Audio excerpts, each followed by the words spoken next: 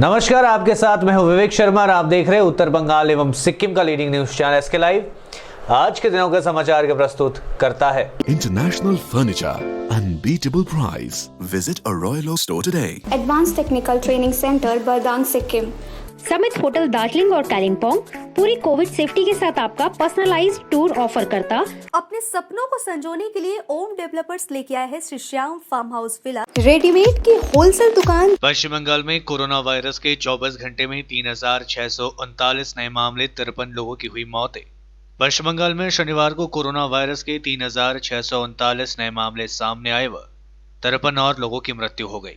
राज्य स्वास्थ्य विभाग द्वारा जारी मेडिकल बुलेटिन में बताया गया कि इसी के साथ राज्य में संक्रमितों की कुल संख्या बढ़कर 4,52,770 पहुंच चुकी है, जिनमें से 25,391 एक्टिव केसेस है। वहीं कोरोना से मरने वालों की संख्या बढ़कर 7,976 पहुंच चुकी है। दूसरी ओर पिछले 24 घंटे में 3,794 मरीजों के स्वस्थ होने से ठीक होने वाले लोगों की संख्या बढ़कर 7,19,403 हो गई है। पिछले 24 घंटे में जो 53 मौतें हुई है उनमें उत्तर 24 परगना जिले में सर्वाधिक 19, कोलकाता में 9, हावड़ा में 6 व हुगली व पश्चिम बंगाल वर्धमान जिले में 4 मरीजों की मौत हुई है। उल्लेखनीय है कि एक दिन पहले शुक्रवार को राज्य में 3,226 नए मामले सामने आए थे एवं 50 मरीजों की मौतें हुई थी। बुधवार को राज्य में 3,668 नए मामले सामने आए थे एवं 54 मौतें हुई थी। मंगलवार को 3,654 नए मामले सामने आए थे एवं 52 मौतें हुई थी। राज्य में पिछले 24 घंटे के दौरान 44,208 नमूनों का परीक्षण किया गया। इसी के साथ राज्य में अब तक कुल जांच की संख्या 54,78,311 पहुंच चुकी है। इस बीच सिलीगुड़ी व आसपास के क्षेत्रों में शनिवार को कोरोना वायरस के 106 नए मामले रिपोर्ट किए गए, जबकि 109 मरीज ठीक हुए। इनमें सिलीगुड़ी नगर निगम क्षेत्र में यह आंकड़ा 73 है, जबकि सिलीगुड़ी महकुमा के माटीगाड़ा प्रखंड में 26, खोड़ीबाड़ी में 3 तथा सूखना में 4 कोरोना वायरस के मामले सामने। इस तरह पिछले 20 दिनों में सिलीगुड़ी नगर निगम क्षेत्र अंतर्गत कोरोना वायरस के 1,300 से ज्यादा मामले रिपोर्ट किए जा चुके हैं। जिला प्रशासन द्वारा मिली जानकारी के अनुसार शनिवार को कुल 109 मरीजों ने कोरोना वायरस की जंग जीत ली। कोरोना वायरस से जंग जीतने वाले मरीजों में होम आइसोलेशन तथा सेफ हाउस में रहने वाले मरीज भी शामिल है। दार्जिलिंग हिल मैराथन का आयोजन आज। सुपर मॉडल मिलिंद सोमन ने लगाई दौड़, समा बांधेंगे कैलाश खेर। दार्जिलिंग जिला पुलिस की ओर से हर साल की तरह इस साल भी दार्जिलिंग हिल मैराथन का आयोजन किया गया। यह आयोजन का 7वां संस्करण है और इसकी थीम अ जीरो वेस्ट है। आज यानी रविवार 22 नवंबर की सुबह हुई इस बार की मैराथन में मुख्य आकर्षक इसके brand ambassador super model Milind Soman है। इस मैराथन के उपलक्ष्य में बॉलीवुड के जाने माने गायक कैलाश खेर अपनी बैंड कैलाशा के साथ समा बांधेंगे। मिलिंद सोमन ने इस मैराथन में देश के विभिन्न राज्यों से आकर भाग लेने वाले सैकड़ों प्रतिभागियों के साथ 15 किलोमीटर की दौड़ में हिस्सा लिया। गोपाष्टमी पर गौशाला में हुई पूजा अर्चना। गोपाष्टमी के अवसर पर रविवार को सिलीगुड़ी के बाबूपाड़ा स्थित श्री दार्जिलिंग सिलीगुड़ी गौशाला में पूजा का आयोजन किया गया, जहां विधिवत तरीके से श्रद्धालुओं ने भगवान श्री कृष्ण की पूजा अर्चना की। इस मौके पर मौजूद लोगों ने गौशाला के गायों को चोकर व गुड़ खिलाया। साथ ही ढोल नगाड़ों के साथ भव्य प्रभात फेरी भी निकाली गई। गौशाला पूजा को लेकर सुबह से ही श्रद्धालुओं की भीड़ गौशाला में जुटने लगी थी। मौके पर उपस्थित लोगों ने कहा कि प्रत्येक वर्ष गौशाला पूजा का आयोजन किया जाता है। इसके साथ ही गायों को बेहतर देखभाल पर चर्चा होती है।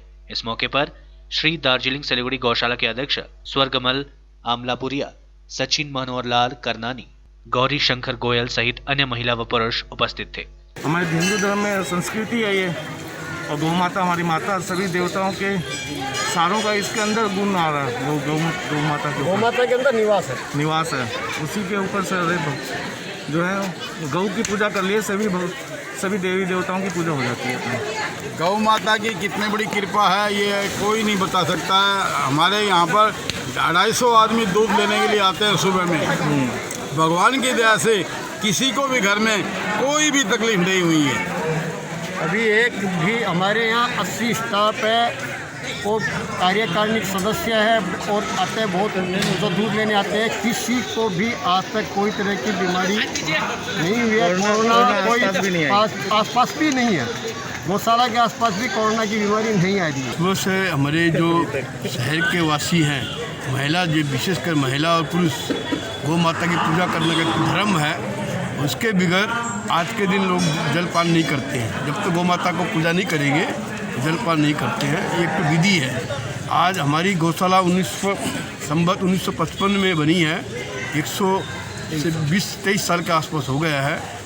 और यहाँ पर हम लोग गौशाला का मेन उद्देश्य गौशाला ही गौ सेवा ही है। दूध तक तो सेकंड पार्ट है। जो गायें हमारे पास आती रहती है उसको दूध आता है वो हम लोग डिस्ट्रीब्यूट करते रहते हैं। देश में 24 घंटे में आए 45,000 नए केसेस, 501 संक्रमितों की हुई मौतें। भारत में कोरोना वायरस महामारी से हाहाकार मचा हुआ है। देश में कोरोना संक्रमितों की कुल संख्या 91 लाख तक पहुंच चुकी है। पिछले 24 घंटे में 45,209 नए संक्रमित मरीज रिपोर्ट किए गए। वहीं 501 लोगों की कोरोना वायरस से मृत्यु भी हो गई। अच्छी बात यह है कि बीता दिन 43,493 मरीज कोरोना वायरस से ठीक भी हुए। कोरोना मामले बढ़ने की यह संख्या दुनिया में अमेरिका के बाद सबसे ज्यादा है। वहीं मौतों की संख्या दुनिया में 5वें नंबर पर है। स्वास्थ्य मंत्रालय के ताजा आंकड़ों के अनुसार भारत में कोरोना वायरस के कुल मामले बढ़कर 90,95,000 हो गई है। इनमें से अब तक 1,43,000 लोगों ने अपनी जान गंवाई है। कुल एक्टिव केसेस बढ़कर 4,40,000 हो गए हैं।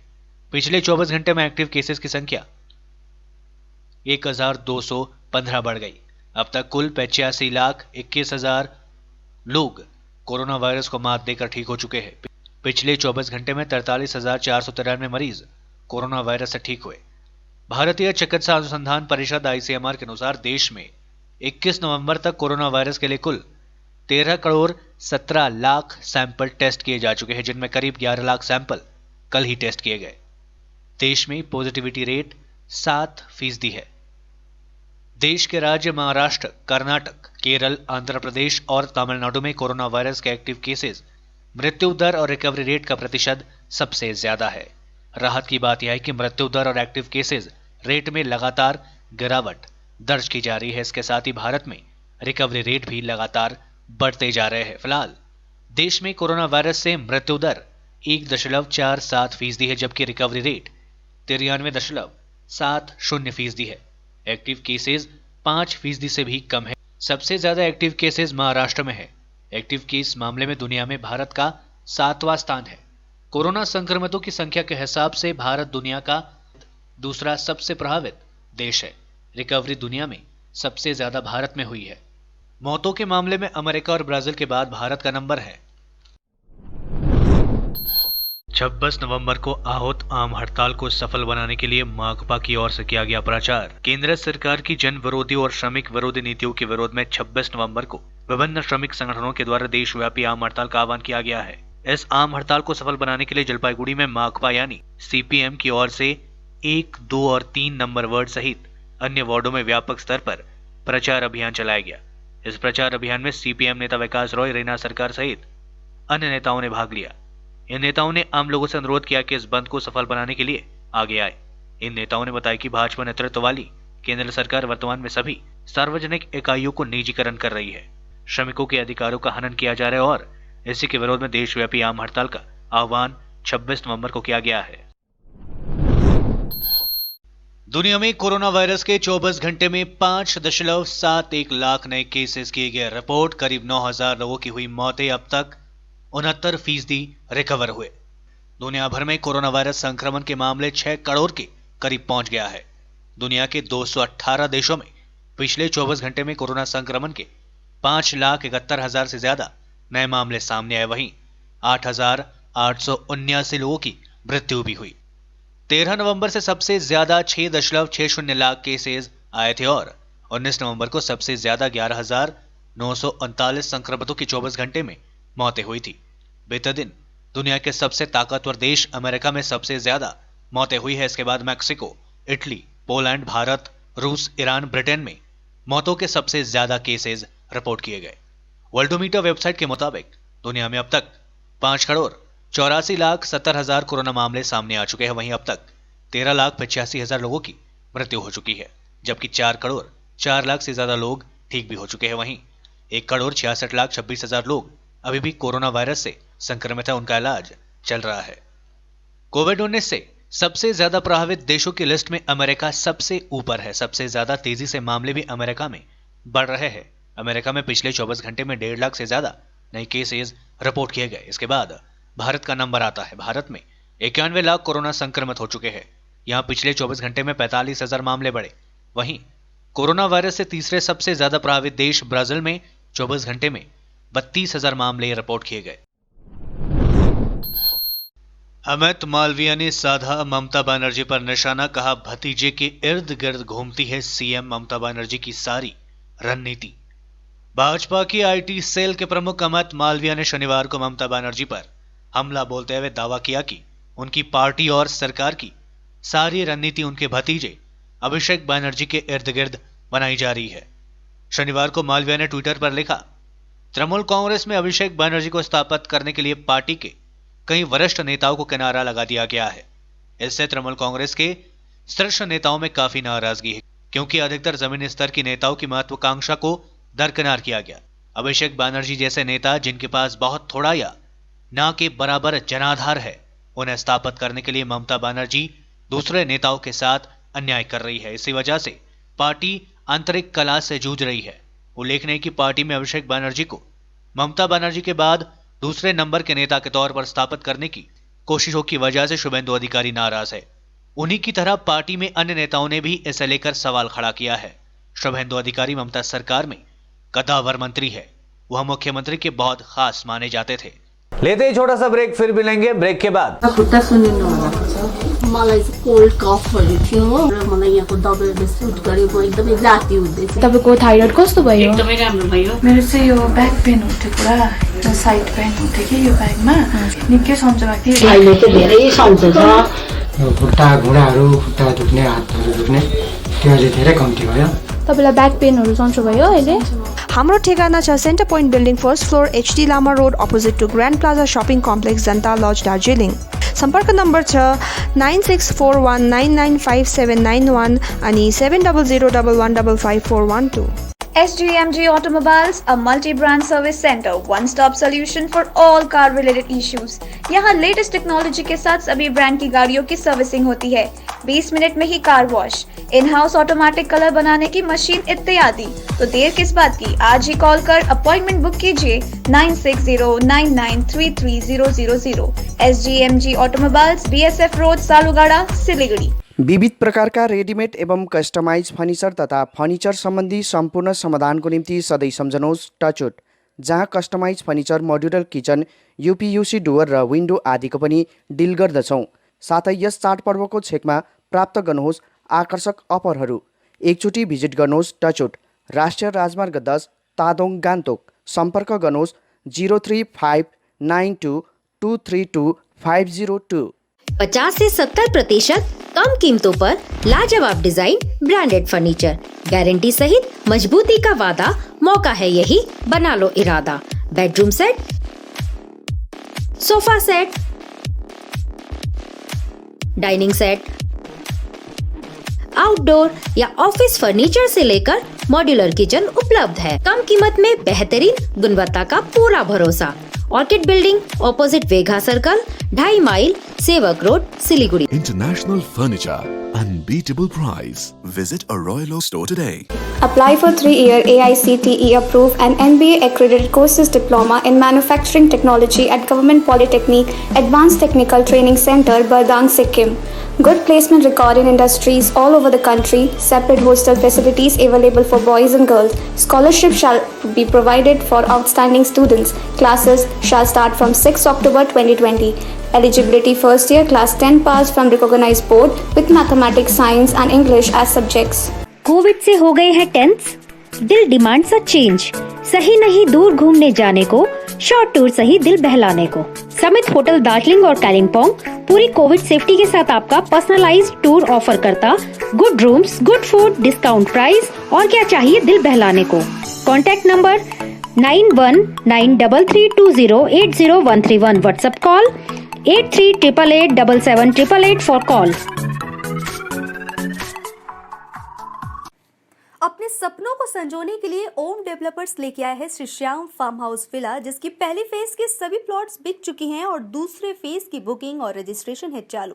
प्लॉट की साइज है 3 से 6 कट्ठा तक। तो देर किस बात की, अभी फोन उठाइए और बुक कीजिए Shri Shyam farm house villa Phulbari contact number 9609784045 या 9733036000।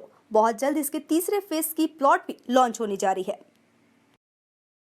रेडीमेड की होलसेल दुकान जहां मिली सारा सामान, राजधानी गारमेंट्स है जिसका नाम। बच्चों से लेकर बड़ों तक लेडीज और जेंट्स के रेडीमेड कपड़ों के थोक विक्रेता।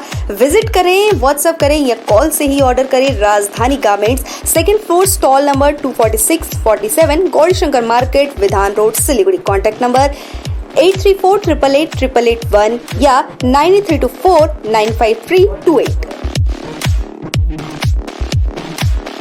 के लिए एसके लाइव ही बेस्ट ऑप्शन है। एसके लाइव का इस क्षेत्र में 24 घंटा टेलीविजन, एंड्रॉइड ऐप और वेबसाइट पर प्रसारण होता है। सोशल मीडिया पर भी हम उपलब्ध हैं। हमारी व्यूवरशिप 9 लाख से अधिक है। सिक्किम, हैथवे और NXT डिजिटल पर, दार्जिलिंग और कालिम्पोंग में दोनों हैथवे और CCN सेटअप बॉक्स पर, क्लामपुर से लेके मैनागुड़ी हैथवे पर, सिटी केबल पर सिलीगुड़ी और आसपास, नक्सलबाड़ी से पानी टंकी तक NXT डिजिटल में। तो सोचिए नहीं, कॉल करें 7908554308। ब्रेक के बाद आपका फिर से स्वागत है। बढ़ते हैं खबरों की तरफ। 26 नवंबर आम हड़ताल के समर्थन में जलपाईगुड़ी में टोटो रैली का आयोजन। आगामी 26 नवंबर को CPIM के आहूत आम हड़ताल के समर्थन पर तमाम धर्मनिरपेक्ष शक्ति को एकजुट करने का आह्वान करते हुए जलपाईगुड़ी शहर में ई-रिक्शा यूनियन के सदस्यों ने एक टोटो रैली निकाली। जलपाईगुड़ी शहर में ई-रिक्शा चालक यूनियन की ओर से विशाल रैली का आयोजन किया गया। संगठन के जिला सचिव सुभाषीष सरकार ने कहा कि इस कार्यक्रम के जरिए आगामी 26 नवंबर को सारा भारत आम हड़ताल के समर्थन में प्रचार किया गया। उन्होंने कहा कि आयकरहीन परिवारों को मासिक 7,500 रुपए भत्ता प्रदान, परिवार के प्रत्येक सदस्य को मासिक 10 किलो राशन प्रदान व 200 दिन के रोजगार गारंटी सहित 7 सूत्री मांग केंद्र सरकार से रखी गई है। 26 नवंबर সারা দেশ জুড়ে বিভিন্ন কেন্দ্রীয় ট্রেড ইউনিয়ন এবং ফেডারেশনগুলির ডাকে যে ধর্মঘট দেশব্যাপী অনুষ্ঠিত হতে চলেছে, সেই ধর্মঘটের সমর্থনে আমরা জলপাইগুড়ি শহরের ই-রিক্সা চালক ইউনিয়ন CITU অনুমোদিত এর যারা সদস্য টোটো চালকরা রয়েছেন, আমরা জলপাইগুড়ি শহরে আজকে মিছিল করছি। কারণটা হচ্ছে এটাই যে করোনা পরিস্থিতিতে যে লকডাউন এবং হচ্ছে তার পরবর্তীকালে মানুষের যেভাবে আয় কমেছে, সেখানে দাঁড়িয়ে আমাদের কেন্দ্রীয় সরকার হচ্ছে টোটো চালক সহ শ্রমজীবী মানুষের পাশে একবারও দাঁড়ায়নি। একমাত্র রেশনের চাল ছাড়া এদেরকে কেউ 1 পয়সা সাহায্য করেনি। সেখানে দাঁড়িয়ে হচ্ছে আমাদের আজকের প্রতিবাদ। আগামী 26 নভেম্বর যে ধর্মঘট অনুষ্ঠিত হতে চলেছে, সেই ধর্মঘটের প্রধান দাবি হচ্ছে টোটো চালক সহ যারা আয়কর দেন না সেই সমস্ত শ্রমজীবী মানুষকে মাসে 7,500 টাকা করে অবিলম্বে প্রদান করতে হবে এবং এদের পরিবারকে মাথা পিছু মাসে 10 কেজি করে খাদ্যশস্য দিতে হবে। আমরা বলছি ব্যাংক, বিমা, রেল, কয়লা, প্রতিরক্ষা যেভাবে কেন্দ্রীয় সরকার একের পর এক জলের দরে বিক্রি করে দিচ্ছে, তার বিরুদ্ধে হচ্ছে আমাদের প্রতিবাদ। 26 নভেম্বর এদের ধর্মঘট। আমরা বলছি শ্রমিক বিরোধী যে শ্রম কোড এবং কৃষক বিরোধী কৃষি আইন সেটা অবিলম্বে বাতিল করতে হবে। আমরা টোটো চালকদের নিয়ে গিয়েছিলাম ইলেকট্রিসিটি বোর্ডের ডিভিশনাল অফিসে, যে লকডাউনের সময়ে এরা হচ্ছে টোটো চালাতে পারেনি, কিন্তু এদের ব্যাটারির আয়ু রক্ষার স্বার্থে এদেরকে হচ্ছে ব্যাটারি চার্জ করতে হয়েছে। সেখানে দাঁড়িয়ে এদের ইলেকট্রিক বিল অবিলম্বে মুকুব করতে হবে, কারণ সরকার লকডাউন করেছে। এদের ইলেকট্রিক বিল মুকুব করার দাবি আমাদের রয়েছে। সেই সঙ্গে বিভিন্ন ক্ষুদ্র ঋণদানকারী সংস্থা সহ বিভিন্ন ব্যাংক, আমরা দেখছি কেন্দ্রীয় সরকার বড় বড় যারা শিল্পপতি তাদের হচ্ছে ঋণ মুকুব করে, আর আমাদের যারা গরিব মানুষ, যারা হচ্ছে খেটে খাওয়া মানুষ, শ্রমজীবী মানুষ, টোটো চালক সহ তাদের ঋণ তারা মুকুব করে না। সেজন্য ঋণ মুকুবের দাবিতে আমাদের লড়াই রয়েছে। এই লড়াইয়ে 26 নভেম্বর আমরা জলপাইগুড়ির সমস্ত মানুষকে ধর্মঘটে সামিল হওয়ার জন্য আবেদন রাখছি এবং সমস্ত টোটো চালকরা সেদিন ধর্মঘট করবেন, টোটো নিয়ে বাইরে বেরোবেন না, কিন্তু তারা রাস্তায় নামবেন ধর্মঘটের সমর্থন। फेक न्यूज के माध्यम से तृणमूल कांग्रेस को बदनाम करने की हो रही है साजिश। उत्तर दिनाजपुर जिला TMC प्रमुख संदीप विश्वास ने भाजपा पर लगाया आरोप। पश्चिम बंगाल के मुख्यमंत्री ममता बनर्जी के दिशा निर्देश अनुसार विकास की गंगा बह रही है। सभी लोगों के लिए महत्वपूर्ण और जन उपयोगी योजनाएं शुरू की गई है ताकि लोगों का विकास हो सके। लेकिन Bharatiya Janata party fake news के माध्यम से तृणमूल कांग्रेस को बदनाम करने की कोशिश कर रही है। इस काम के लिए Bharatiya Janata party IT cell के हेड अमित मालविया को काम में लगाया गया है।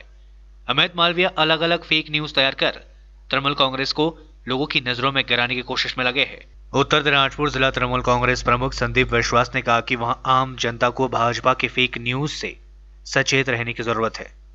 लोगों को भाजपा के फेक और गलत न्यूज से ध्यान नहीं देना चाहिए। उन्होंने कहा कि मुख्यमंत्री ममता बनर्जी के नेतृत्व में बंगाल का चौतरफा विकास हो रहा है और सभी लोग ऐसे लाभान्वित हो रहे हैं। बीजेपी को राज्य से खदेड़ने की जरूरत है।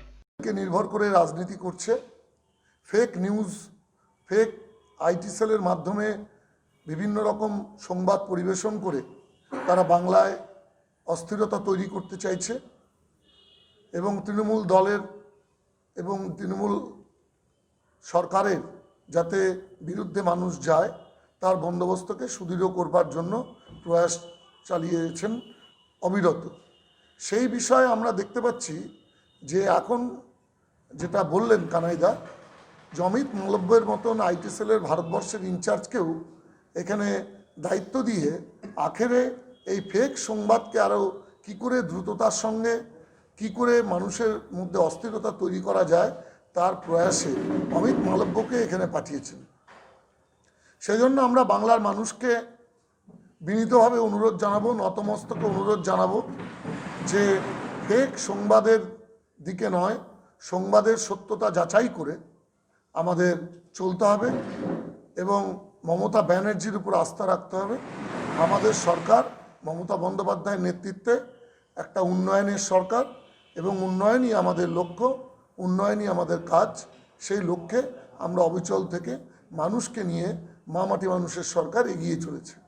আপনারা জানবেন যে উত্তর 24 পরগনায় একটা ভাড়াটে শিল্পীকে দিয়ে, অভিনেতাকে দিয়ে দুদিন ধরে সে খেতে পায়নি, ক্রন্দনরত অবস্থায় তাকে দিয়ে এই অভিনয় করে সেই সংবাদ, ফেক সংবাদ পরিবেশিত হয়েছে। তার ফলে একটা মানুষকে উত্তেজিত করে তোলা সরকারের বিরুদ্ধে তার রাস্তাকে সুগম করে দিয়েছে। এই ফেক নিউজের বিরুদ্ধেই আমরা আজকে এখানে আপনাদেরকে ডেকে আমরা এই আলোচনা সভা করেছি যে মানুষকে সত্যতা জানাতে হবে, যে কিভাবে মিথ্যা কথাকে সত্যে পরিণত করা যায় তার চেষ্টা করছে অমিত মালব্যের বিজেপি এবং তাদের দল, তাদের আইটি সেল। এটা উত্তর 24 পরগনার ঘটনা। শুধু তাই নয়, আপনারা জানেন যে অনুপম হাজরা বিজেপির সর্বভারতীয় নেতাতে পরিণত হয়েছেন। তিনিও ফেক সংবাদ পরিবেশন করে তার বিরুদ্ধে পুলিশ মামলা দিয়েছে। এই ফেক সংবাদ পরিবেশন করেছেন একটা মুম্বাইয়ের ঘটনাকে কেন্দ্র করে, খিদিরপুর বলে চালিয়ে দিয়ে সেই ফেক সংবাদকে পরিবেশন করা হয়েছে যে পুলিশকে মানুষ অ্যাসাল্ট করছে। केंद्र सरकार ला रही है कोविन ऐप, कोरोना टीके का डेटा रखने में होगा मददगार।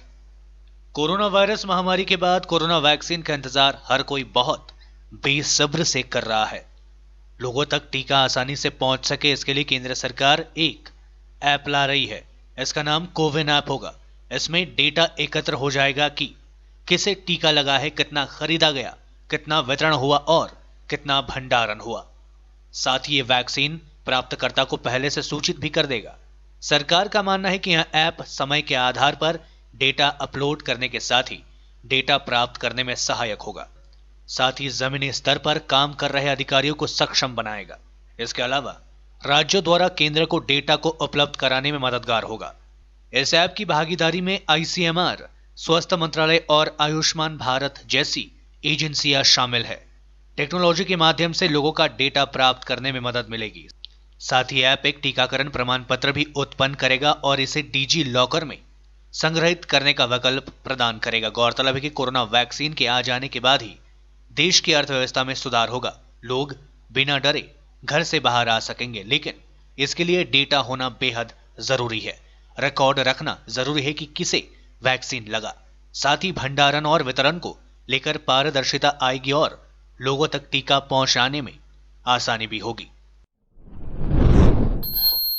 जयंती दास के हत्यारों की गिरफ्तारी की मांग पर मंगलवार को कालियागंज में भाजपा के द्वारा 12 घंटे बंद का किया गया आह्वान।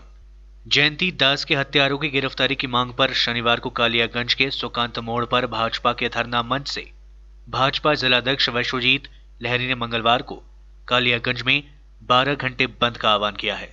सुकांत मोड़ में भाजपा के धरना मंच पर शनिवार को रायगंज की सांसद तथा केंद्रीय राज्य मंत्री देबश्री चौधरी भी पहुंची। साथ ही केंद्रीय मंत्री ने मृतका के परिजनों से मिलने उनके घर भी गई। वह मृतका के 1 वर्षीय मासूम बच्ची को देखते हुए परिजनों को हर संभव मदद का भरोसा भी दिया गया। उन्होंने हत्यारों की गिरफ्तारी के लिए पुलिस प्रशासन पर दबाव डालने की बात भी कही। केंद्रीय राज्य मंत्री देवर्षि चौधरी ने कहा कि हाथरस कांड को लेकर तृणमूल सड़क पर उतर आई थी, लेकिन अब अपने राज्य में रोज ऐसे महिला उत्पीड़न, अत्याचार व हत्या जैसे अपराधों पर वह खामोश रहती है। उल्लेखनीय है कि बीते 4 नवंबर को कालियागंज शहर के धनकेल ग्राम पंचायत के नासरहाट साधुपड़ा इलाके की गृहवधू जयंती दास की हत्या कर दी गई थी। मामले में पुलिस ने अब तक सिर्फ 1 आरोपी को गिरफ्तार किया है। बाकियों की गिरफ्तारी की मांग पर भाजपा लगातार आंदोलन चला रही है। इसी मांग पर आगामी मंगलवार को कालियागंज में 12 घंटे बंद बुलाया गया है। আমরা যে 5 দিন ধরে ধর্ণা দিলাম, মুন্নির যে ছোট্ট বাচ্চাটা তার চোখের জলের দাম পুলিশ দিল না, মুন্নির বাচ্চাটার চোখের জলের দাম সত্তাধারী পার্টি দিল না, সত্তাধারী পার্টির নেতারা এদের বাড়িতে এসে কোনো খোঁজ নেয়নি, পুলিশ এদের বাড়িতে এসে কোনো খোঁজ নেয়নি। তাই যে পুলিশ আরও এই মামলাকে চাপা দেওয়ার জন্য মানে এই পরিবারের লোকদের নামে 16 জনের নামে পুলিশ মিথ্যা মামলা দিয়ে এই কেসটাকে চাপা দিতে চাচ্ছে। তাই পুলিশের যে নক্কারজনক ঘটনা, পুলিশের যে দমনপীড়ন নীতি, আর তার জন্য বিজেপি প্রতিবাদ জানিয়ে আগামী মঙ্গলবার 12 ঘন্টা বন্ধ রাখছে। না, ধর্ণা মঞ্চ এই জন্য উঠিয়ে দেওয়া হচ্ছে, কারণ হচ্ছে যে ধর্ণা মঞ্চে এটা শান্তিপূর্ণ ছিল, তো কারণ হচ্ছে যে সেই ধর্ণা মঞ্চের কথা মানে হয়তো প্রশাসন বা সত্তাধারী পার্টির কানে যাচ্ছে না, তাই আমাদের একটু আন্দোলনের রূপরেখা বদল করতে হলো। দেখুন, আমি একটু আগে আপনাদেরকে বললাম যে কত প্যাথেটিক ঘটনা। পুলিশ এদের যারা অপরাধী, মুন্নির হত্যায় যারা যুক্ত, স্বামী উজ্জ্বল সরকার, শাশুড়ি হেমা সরকার, আর একজন কারুর নাম বলছেন, এরা ওদেরকে লুকিয়ে রাখতে সাহায্য করেছে। আর যারা সেদিন এই ঘটনার পরিপ্রেক্ষিতে উত্তেজিত জনতা, মুন্নির বাপের বাড়ির পক্ষে 13 জনের নামে কেস দিয়ে দিয়েছে। কত অমানবিক পুলিশের মুখ হয়ে গেছে।